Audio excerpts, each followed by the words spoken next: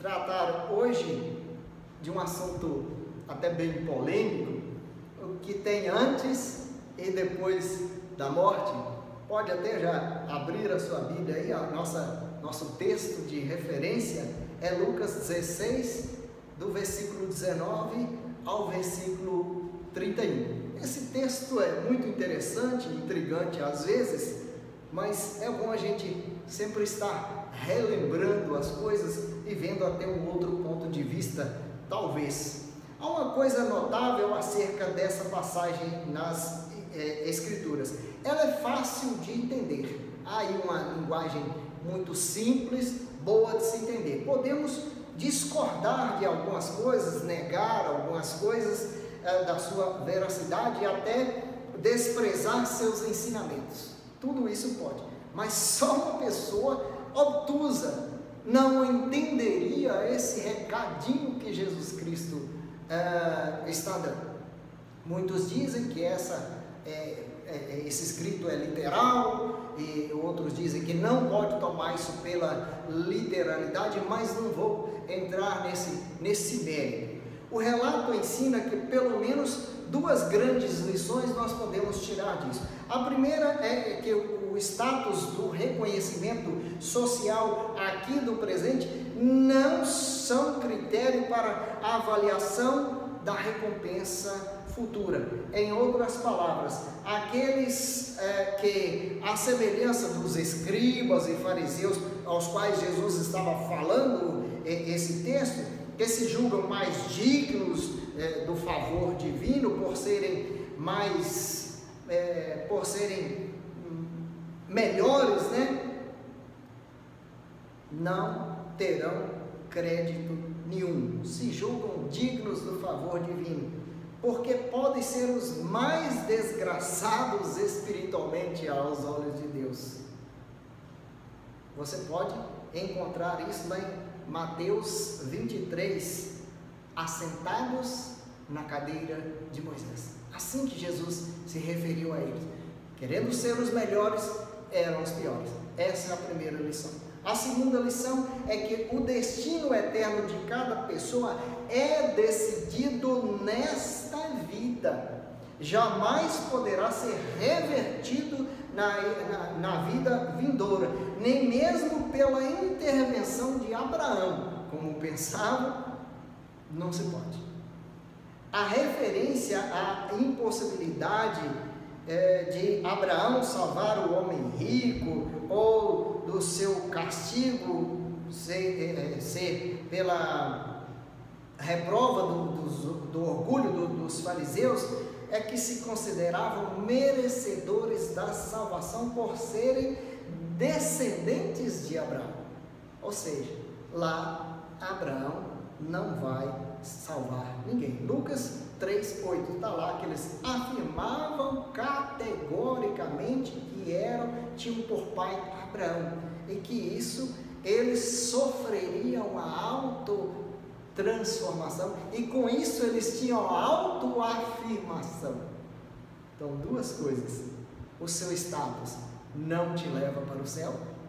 Outra coisa, depois que você partiu dessa vida, não tem como mudar. Essas são duas lições importantes, mas nós temos mais, muito mais. Vamos lá à leitura do texto. Lucas 16, de 19 a 31. A história é curtinha e linda, vejamos. Ora, havia certo homem rico que se vestia de púrpura e de linho finíssimo, e que todos os dias se regalava esplendidamente. Havia também um certo mendigo chamado Lázaro, coberto de chagas, que jazia à porta daquele, e desejava alimentar-se das migalhas que caíam da mesa do rico, e até os cães vinham lamber-lhes as úlceras. Aconteceu morrer o mendigo e ser levado pelos anjos ao seio de Abraão. Morreu também o rico e foi sepultado. No inferno, estando em tormentos, levantou os olhos e viu longe a Abraão e a Lázaro no seu seio. no seu colo. Então, chamando, disse: Pai Abraão, tem misericórdia de mim e manda Lázaro que molhe em água a ponta do seu dedo e me refresque a língua, porque estou atormentado nesta chama. Disse, porém, a Abraão: Filho, lembra-te de que recebestes os teus bens na tua vida e Lázaro igualmente os males. Agora, porém, aqui ele está consolado e tu em tormentos. Versículo 26. E além de tudo, está posto um grande abismo entre nós e vós, de sorte que os que querem passar daí para cá, ou melhor, daqui para vós outros não podem, nem os de lá passar para nós. Então replicou: Pai, eu te imploro que mandes a minha casa paterna, porque tenho 5 irmãos, para que lhes dê testemunho, a fim de não virem também para este lugar de tormento. Respondeu Abraão: eles têm Moisés e os profetas, ouçam-nos. Mas ele insistiu: não, pai Abraão, se alguém dentre os mortos for e ter com eles, arrepender-se-ão. Abraão, porém, lhe respondeu: se não ouvem a Moisés e os profetas, tampouco deixarão se persuadir, ainda que ressuscite alguém dentre os mortos. Feche os seus olhos, curva a sua cabeça, vamos falar com Deus. Deus Santo, Pai bendito, graças e ações de graças sejam dadas ao Teu nome, pelo que Tu és, pelo que tem feito em nossas vidas. Agora, Senhor, lemos a Tua palavra, clamamos que ela fale profundamente aos nossos corações, que nos dê, Senhor, a graça da salvação todos os dias na Tua presença. Glorificamos o Teu nome, Te oramos, Te bendizemos e exaltamos hoje para todo sempre Teu precioso nome. Amém. Amém. A verdade básica é que a vida é mais do que simplesmente só viver. Preste atenção nisso. E a morte é mais do que simplesmente morrer. Morreu e acabou. A morte certamente não é o fim de todas as coisas. Há muitas especulações sobre o que acontece depois da morte. Há um profundo mistério acerca da morte de milhões de pessoas e buscam aí esse mistério do pós-morte em terreiros de umbanda, em médiuns, em espíritas, para tentar falar com os mortos, para saber alguma coisa. Mas eu confesso, tudo isso é balela, tudo isso é em vão. Jesus, nesse texto, vai lá e abre a cortina, o véu que nos separa dessa realidade, levanta esse véu e nos mostra por uma fresta o que há depois da morte. Duas coisas: o céu e o inferno. Isso fica claro. Inferno, Geena, lugar final dos ímpios. Esse lugar não foi preparado para os homens, mas sim para o diabo e seus anjos. Na palavra de Deus, inferno vem do vale dos filhos de Imon. A princípio era um lugar belíssimo, mas Acaz e Manassés queimaram as crianças ali a Moloque, e se tornou um vale de matança. Josias profanou este lugar de idolatria e transformou em um escoador, um lugar onde se joga o lixo da cidade. E Jesus fez uma referência por isso, dizendo que ali o bicho roía de dia e de noite, e o fogo queimava e era inextinguível. Inextinguível. como queiram. Como é importante entender isso. O homem não gosta da doutrina do inferno, lógico, porque ele tem uma autonegação disso. É um lugar de tormento eterno, é um lugar de trevas, é um lugar de choro e ranger de dentes, é um lugar onde o fogo não se apaga, é um lugar onde o bicho não deixa de roer, é um lugar de lembranças de oportunidades perdidas, é um lugar de remorso acusador no seu coração, é um lugar de separação eterna da graça e da misericórdia divina. Misericórdia, Senhor, não quero nem conhecer esse lugar. O homem sempre quis apagar as chamas do inferno. O homem sempre quis negar isso, quis anular essa doutrina. Tenta fazer isso de das mais variadas formas. Uma delas é negando que haja uma coisa chamada pecado.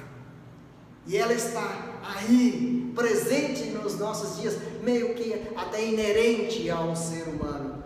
Se não há pecado, não há necessidade de castigo para ele, nem necessidade de um Salvador, mas o pecado acontece 24 horas por dia. São crimes, são assaltos, são mentiras, são subornos, corrupção. Estamos atolados em pecados. Meus irmãos, achando que se existe o inferno, ele é aqui mesmo na terra, e que nós estamos vivendo este inferno. Mas veja bem, creia nisso, no inferno não vai ter igreja, no inferno não vai ter Bíblia, no inferno não vai ter música, não vai ter louvor, não vai ter nem sequer um momento de alegria, não vai ter amor, não vai ter arrependimento, não vai ter flores, não vai ter água. No inferno não vai ter filhos de Deus. Essa é uma verdade. Veja como o texto trata isso. Os conhecimentos ou as ideologias do ser humano creem na reencarnação, que você vai e depois vai consertar o que fez, é mentira. O versículo 1 deixa claro isso. Veja bem, o versículo 31, que ele diz assim: o pai Abraão, porém, lhe respondeu: se não ouvem Moisés e os profetas, tampouco deixarão se persuadir, ainda que ressuscite alguém dentre os mortos. Ainda que ressuscite, ainda que reencarne alguém, não vão acreditar. Há impossibilidade disso. Acreditam também no purgatório, que você vai para lá pagar aquilo. Mas Jesus diz que existe um grande abismo entre nós e vós, e que esse abismo é insuperável. Ninguém que está lá pode vir para cá, e a outra realidade também não pode acontecer. Outros acreditam no sono da alma e no aniquilamento. Aniquilacionismo, uma teoria que existe, que a morte vai ser a destruição, que tudo vai acabar e ali se encerra a sua vida. Preste bem atenção, olha o que diz o versículo 23. No inferno, estando em tormentos, levantou e viu ao longe Abraão e Lázaro no seu seio. Em tormento, quem está aniquilado fica em tormento, é impossível ver o paraíso. Quem está aniquilado, morto e acabado, vê alguma coisa? E eu ressalto, em tormento é ato contínuo, que não acaba. Tomemos cuidado com isso. Cuidado, meus irmãos. Cuidado para você não andar tão ocupado que não tenha tempo, assim como o rico, que não tenha tempo de pensar nas coisas eternas. Cuidado com isso. Muitas pessoas estão prendendo as suas almas, as suas vidas no ativismo.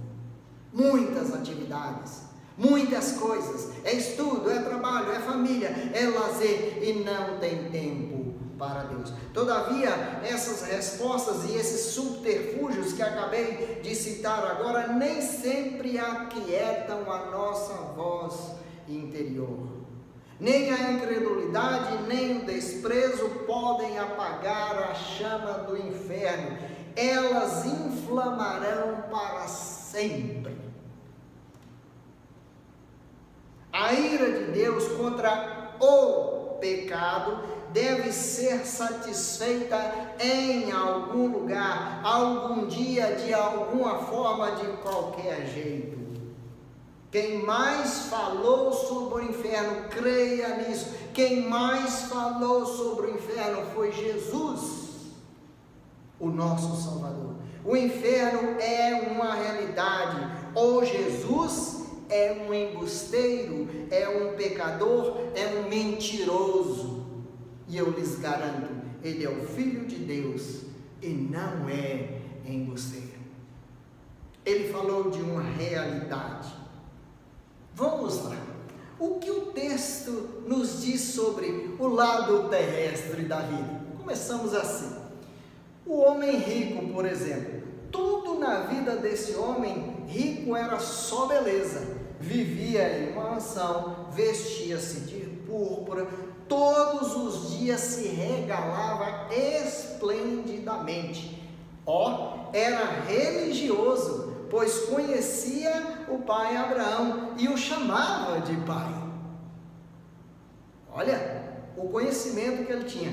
Não é o rico, isso é muito importante, gente. Não é o rico acusado de crimes horrendos, não é taxado de caluniador, não é fraudulento, não é assassino, não é adúltero, não é ébrio, não é imoral. Podemos concluir disso que ele era um homem bonzinho. Crê nisso? Bem, mas também não tem tempo para Deus. Não tem tempo para o necessitado que estava lá à sua porta, à mercê, cheio de chagas, passando fome. Seu Deus é o dinheiro. Sua vida é narcisista. A sua aparência, e hedonista, o eu acima de tudo. Seu problema não é a riqueza, mas a riqueza sem Deus. Tudo corria bem para ele, até que um dia morreu, veio a morte, apresentou-se a ele dura e friamente. Ele está constantemente, a morte, está constantemente buscando novas vítimas. Ela entrou rudemente pela porta da frente da sua vida e lhe disse: você vai morrer hoje. Imaginem, que susto, ele morreu. Olha, agora imagine, abra sua mente, imagine, foi um funeral cheio de pompas. E que funeral! Todos os seus parentes estavam lá, muitos amigos, as autoridades da cidade foram dar o seu adeus ao seu ilustre cidadão.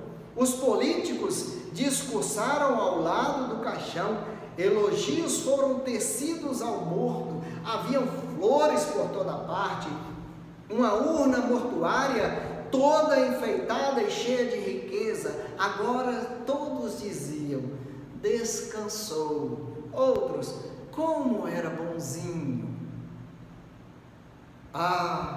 Não se esqueça, é apenas um lado da história. Há mais, há muito mais.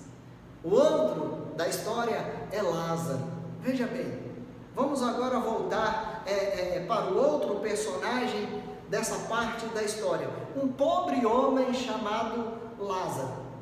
Não gostamos de ficar observando essa cena, basta saber que um dia o mendigo também acabou morrendo. imaginar uma pessoa com chagas, cães lambendo, né? A morte também lhe arrancou a vida, como faz com todos. Ele não tinha amigos, nem cortejo, nem flores, nem cerimônia, nada, pois ninguém se importava com ele. Não sabemos ao certo o que fizeram do corpo desse mendigo. Do que sabemos acerca é dos cães que no Oriente lá podem, e conforme a Bíblia fala, lhe lambiam as feridas, podem até afirmar que eles foram os seus agentes funerários, o seu cortejo e até a sua sepultura. Por que não? Mas aqui nós vimos apenas um lado da história até agora que Jesus conta. Agora Jesus levanta a ponta do véu e mostra o que há do outro lado da vida após a morte, e que isso é real, e que a sepultura não é o ponto final. Então, o que acontece depois da morte? Vamos ver isso. O que acontece depois da morte? No primeiro lado lá, nós vimos o lado terrestre das vidas, e um deles era extremamente rico, o outro extremamente pobre. Um sentava-se em uma mesa farta, cheia de guloseimas, o outro jazia lá junto à porta, esperando que caísse ali alguma migalha para que ele se alimentasse. Um é atraente pela sua riqueza, o outro repulsivo pela sua extrema miséria. Mas há aí diferença entre as pessoas que não são citadas pelas roupas, casas, ocupações.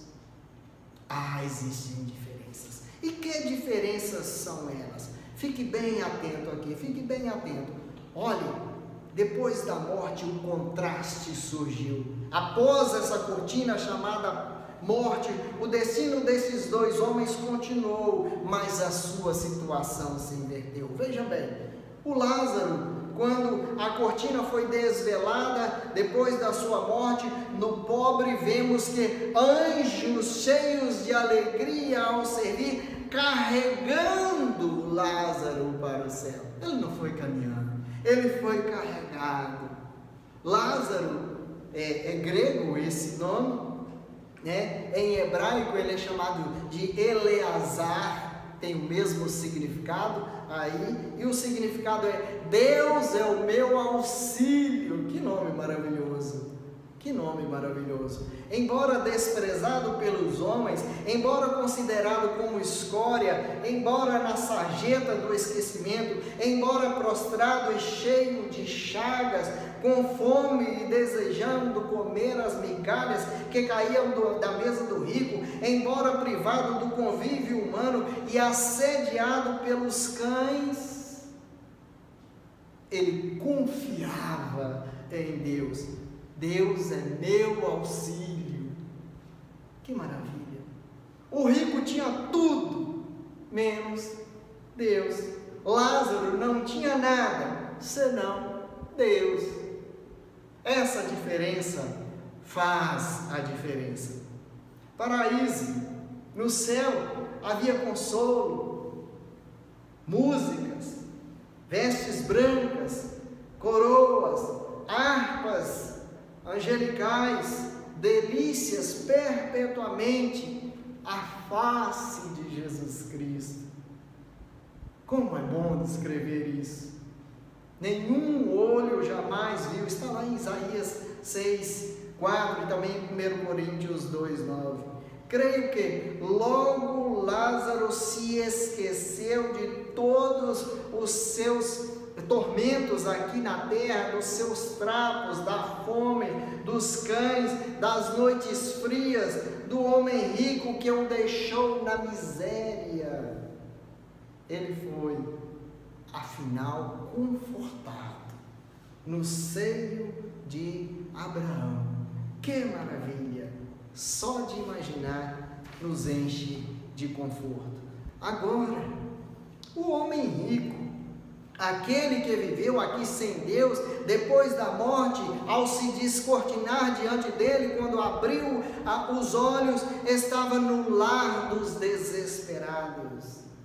O mendigo repousou no seio de Abraão. O rico não teve repouso nenhum. Pois como é possível repousar no inferno?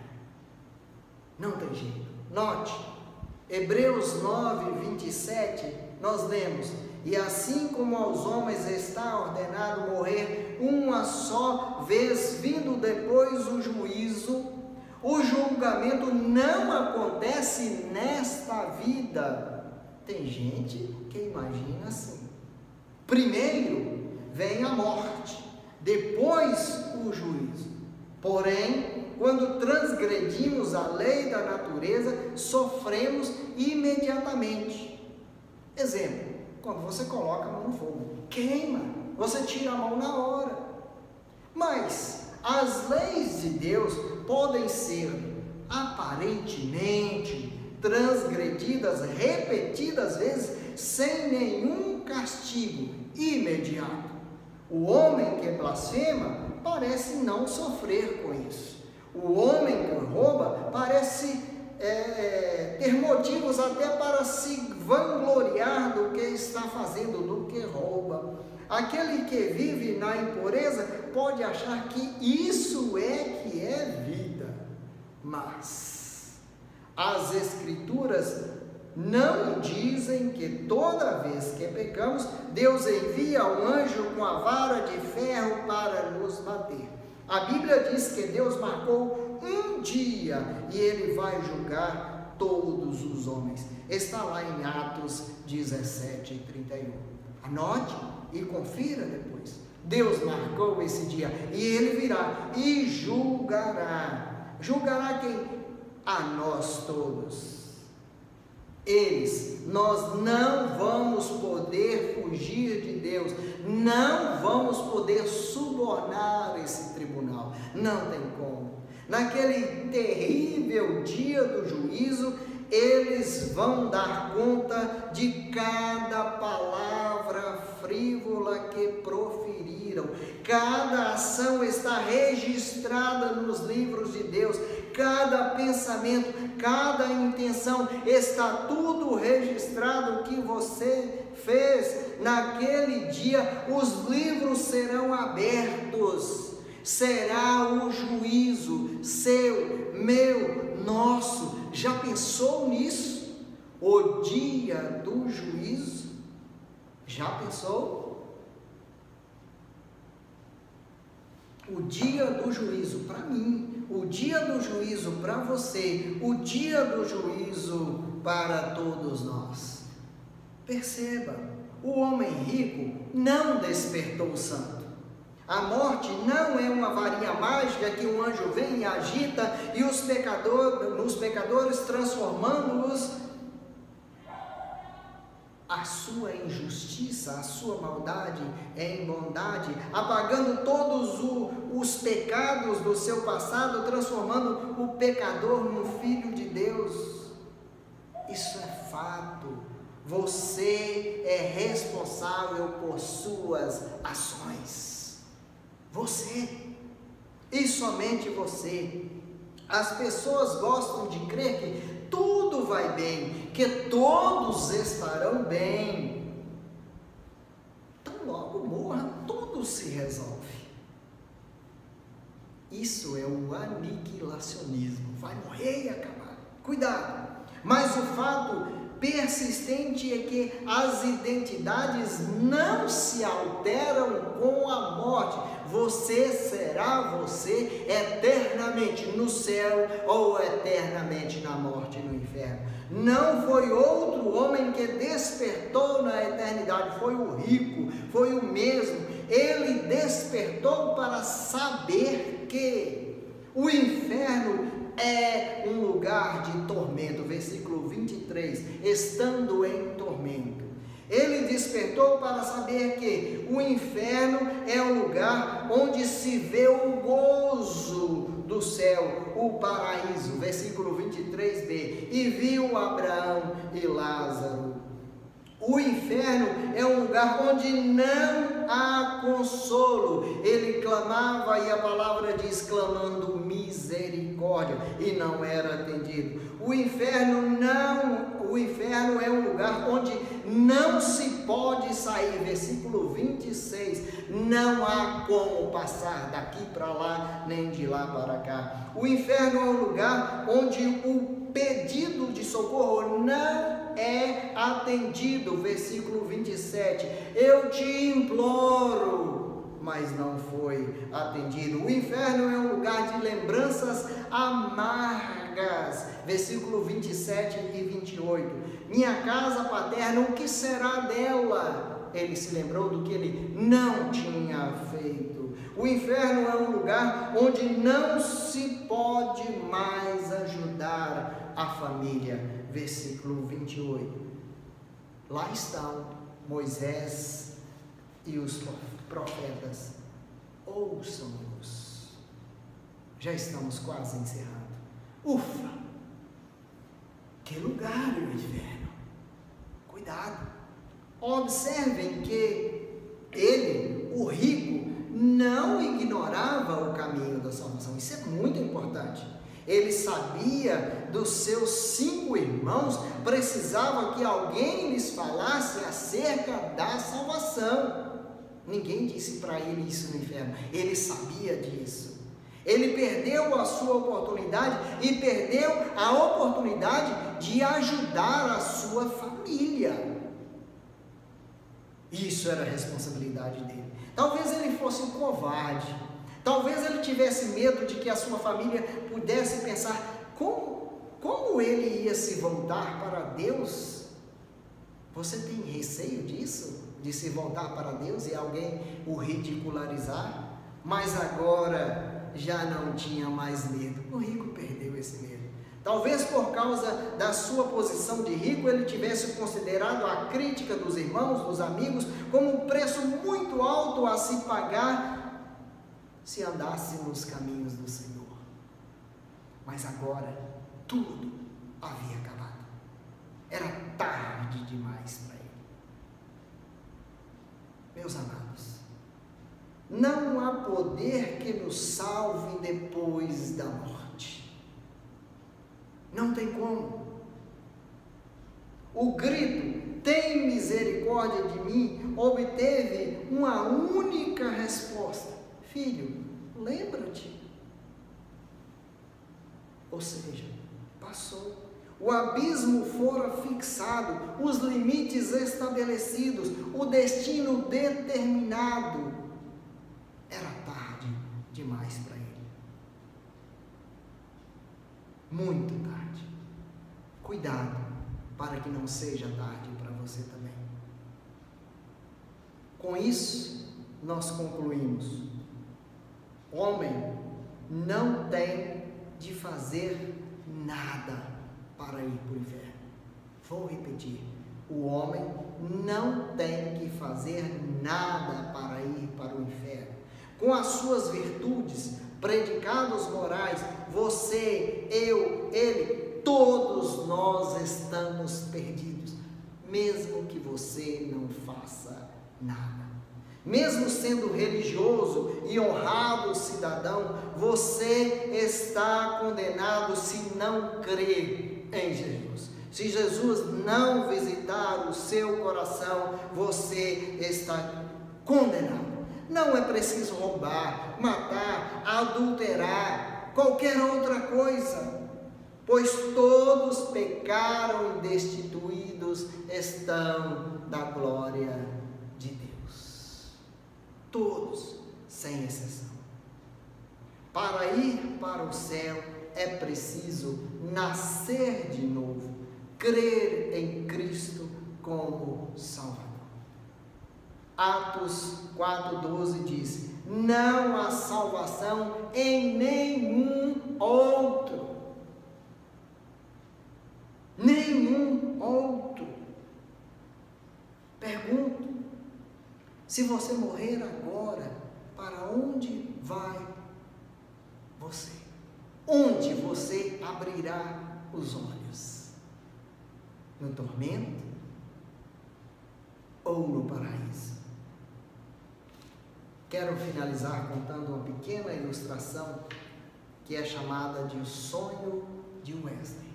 Preste atenção, é muito importante. Conta-se que John Wesley teve um sonho mais ou menos assim. Ele sonhou que um anjo de Deus o levou à porta do inferno. Lá estava o príncipe das trevas e o recebeu muito bem. E disse: pois não, o que o Senhor deseja? John Wesley disse ao diabo: olha, eu gostaria de saber que tipo de pessoa entra aí no inferno. E o diabo respondeu: como assim? Que tipo de pessoa? John Wesley perguntou: eu gostaria de saber se tem católicos aí no inferno. Então o diabo disse: oh, mas tem muitos católicos apostólicos romanos aqui no inferno. John Wesley, ao ouvir essa resposta, ficou alegre e disse: eu sabia que os católicos viriam para o inferno. Ele perguntou: qual é o outro tipo de gente ou religião que tem aí no inferno? Respondeu o diabo: aqui está cheio de crentes, está cheio de crentes. Sentindo uma dor no coração, John Wesley perguntou: crentes no inferno? E o diabo disse: sim, está cheio de crentes aqui no inferno. Preocupado, John Wesley perguntou: e aí dentro tem budista? O diabo disse: está cheio. E espíritas? Tem espíritas? Tem muitos espíritas aqui dentro. John Wesley foi perguntando por ele sobre todas as religiões orientais e as que ele conhecia, e o resto, Satanás só respondia: está cheio, o inferno está cheio dessas religiões também.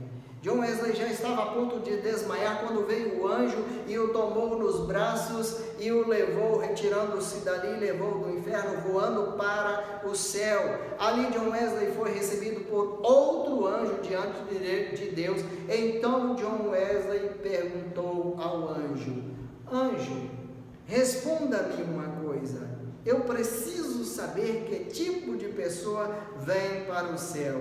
E o anjo respondeu: eu não entendi a sua pergunta. John Wesley foi mais objetivo. Aí no céu tem católico, apostólico, romano? O anjo respondeu: nunca entrou nenhum. John Wesley sentiu o coração disparar e perguntou: aí no céu tem batista, presbiteriano, assembleiano, metodista?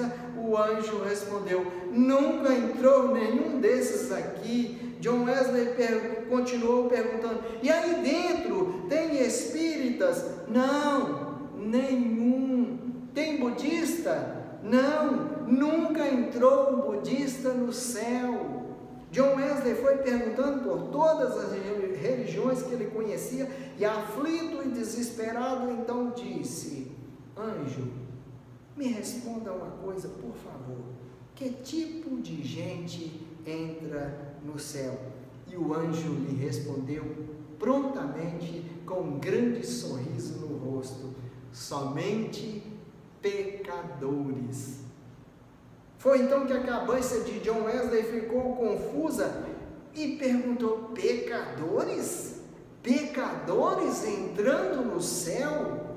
E o anjo lhe respondeu com a maior da simplicidade: sim, John, somente pecadores lavados e remidos no sangue de Jesus Cristo entram no céu.